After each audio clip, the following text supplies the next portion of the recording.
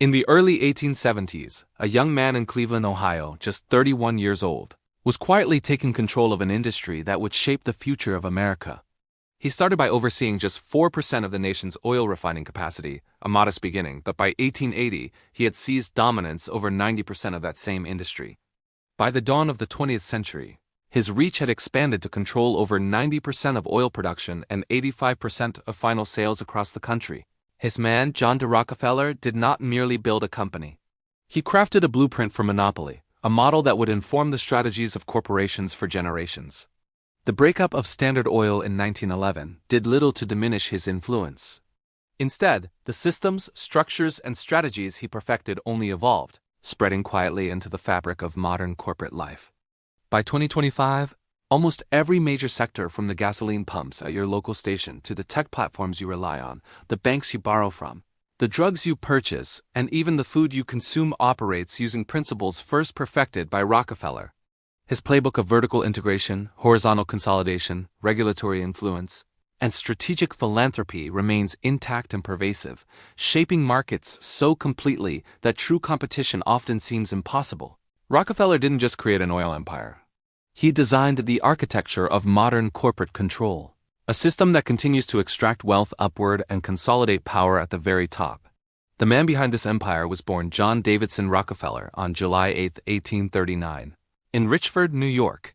His father, William Avery Rockefeller, was a con artist known for selling fake cancer cures and weaving elaborate schemes, while his mother, Eliza Davison Rockefeller, was a devout Baptist with unwavering moral conviction. This unusual combination of a scheming, opportunistic father and a morally certain mother would come to define Rockefeller's approach to business, ruthless yet seemingly guided by a higher purpose. He would dismantle competitors without remorse, yet he believed his actions were divinely sanctioned, aimed at organizing industry for the greater good. In his mind, monopoly was not a vice. It was an instrument of order, efficiency, and societal benefit. When oil was first discovered in Titusville, Pennsylvania, in 1859, the industry erupted into chaos. Prospectors flooded western Pennsylvania, drilling wells in the hopes of striking it. Rich fortunes were made and lost in a single day. Prices swung wildly due to overproduction and shortages, and the landscape was as unpredictable as it was lucrative. Rockefeller, working as a bookkeeper in Cleveland at just 20 years old, observed the frenzy closely. He saw opportunity not in the drilling of oil itself, which was speculative and high risk, but in refining, the process of turning crude oil into kerosene for lamps. This insight marked the first step in building a business that would withstand the test of time. He focused on stability and control, not gambling on luck. By 1863, Rockefeller invested $4,000 in his first oil refinery in Cleveland. Within just 2 years, it had become the largest in the city. Yet Cleveland was home to nearly 30 refineries, and competition was cutthroat. Most competitors operated on razor-thin margins, constantly teetering on the edge of bankruptcy. Here, Rockefeller's brilliance emerged. He didn't attempt to compete through price alone.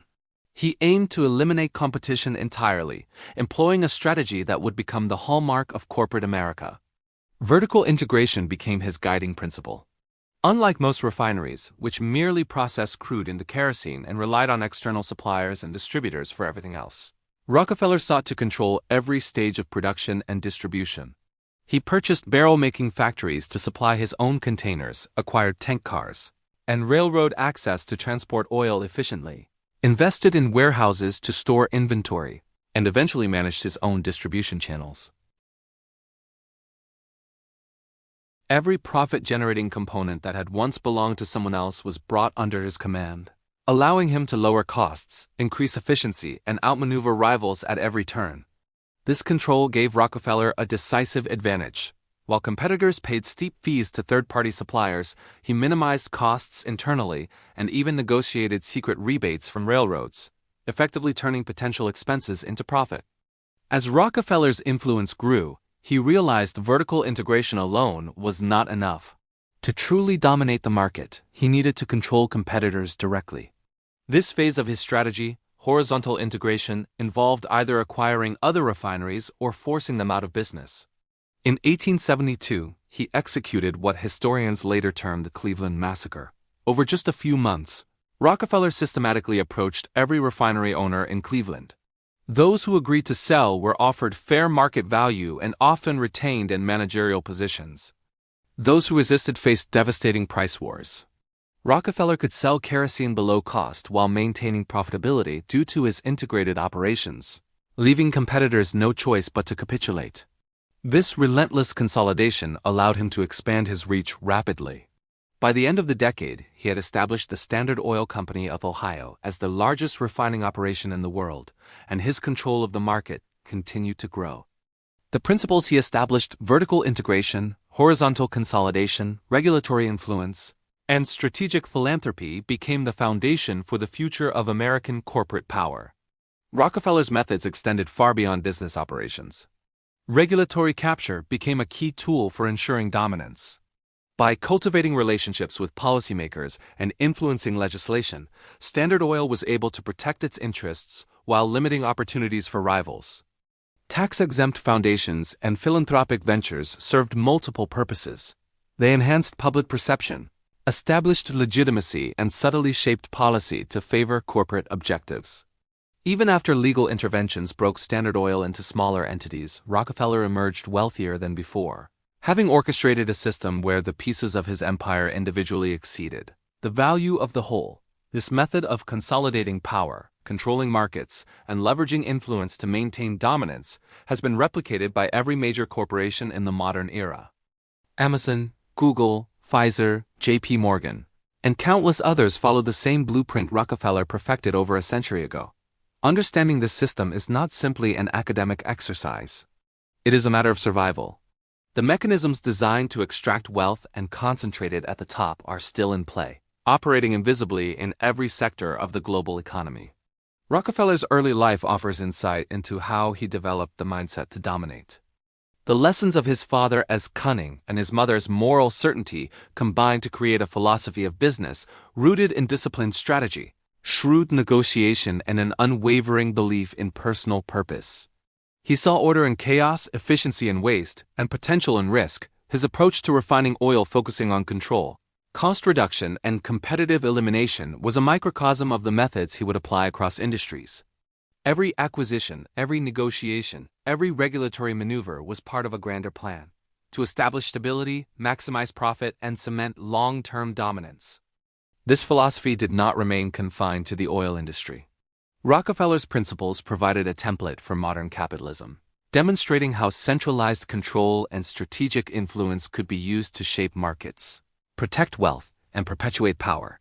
As the industry grew, so too did Rockefeller's influence over global commerce.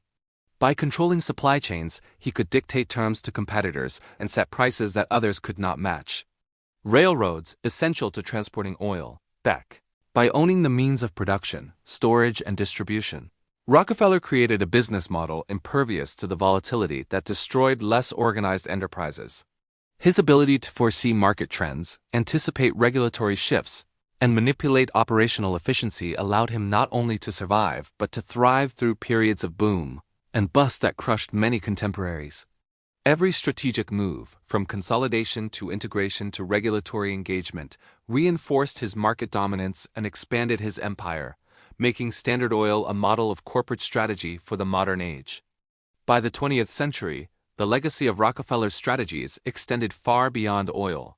Corporations across industries recognized the effectiveness of controlling production, eliminating competitors, leveraging influence, and building public legitimacy through philanthropy. This combination of operational efficiency, strategic acquisition, and public perception management became a standard playbook for wealth concentration and market dominance. Even today, more than a century after the breakup of Standard Oil, companies utilize these methods to establish monopolistic or near-monopolistic positions, secure regulatory advantages, and maximize shareholder value. The Rockefeller blueprint, comprising vertical integration, horizontal consolidation, regulatory capture, and strategic philanthropy, is evident in the operations of tech giants, financial institutions, pharmaceutical companies, and global retailers. Understanding these principles illuminates the mechanics of modern corporate power and exposes the ongoing concentration of wealth in ways that are often invisible to everyday consumers. John D. Rockefeller's story is not just a historical account. It is a lens through which we can view the contemporary economy. By studying his methods, we uncover patterns that explain why certain corporations dominate markets, manipulate supply chains, and maintain influence over policy and regulation. His legacy teaches lessons about resilience, strategy, and the use of systemic control to achieve long-term objectives. More importantly, it demonstrates how wealth and power can be engineered, concentrated. For anyone navigating the modern economic landscape, recognizing these patterns is essential. Not just to understand the past, but to anticipate the future, protect resources, and make informed decisions in a world where the methods of monopoly are still very much alive. Rockefeller's genius lay not in invention but in the meticulous organization of existing structures to create unprecedented control. His approach, honed over decades, remains a template for dominance in business, finance, and global markets even today. The depth of Rockefeller's influence is staggering. Each strategic choice, from vertical integration to regulatory engagement, created a ripple effect that continues to shape industries today. His model demonstrated that true power does not come from mere scale alone, but from cost. By internalizing the supply chain and systematically reducing competition, Rockefeller ensured that his business could withstand market shocks, regulatory scrutiny, and public criticism in every corner of the economy, from energy to technology, banking to healthcare. His methods serve as both a cautionary tale and a guide to understanding the architecture of modern corporate power. Even after Standard Oil was legally dismantled, Rockefeller's wealth and influence continued to grow. The breakup allowed him to diversify holdings, invest strategically, and expand influence across industries. By the time of his death, he was the richest man in history, a testament to the enduring effectiveness of his methods. The lessons of his life reveal that corporate dominance is not simply a matter of size or revenue, but of strategic design. Controlling supply chains, reducing competition, understanding how Rockefeller built, maintained, and leveraged power provides insight into the modern economic landscape, the concentration of wealth, and the mechanisms that drive corporate influence worldwide. By examining his approach, we gain clarity on why certain industries are dominated by a few players